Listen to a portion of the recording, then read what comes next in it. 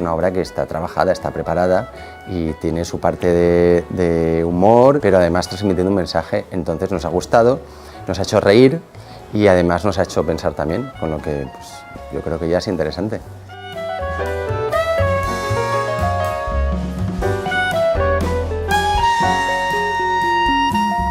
La obra me parece estupenda, me parece genial.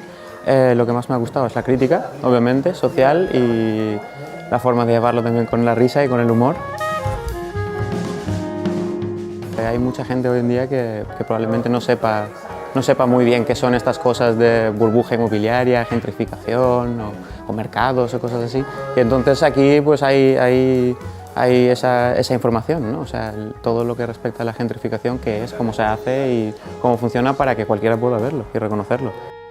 Tienen que venir a ver esta obra de esta edición de Rusafa, es una obra que no se puede perder.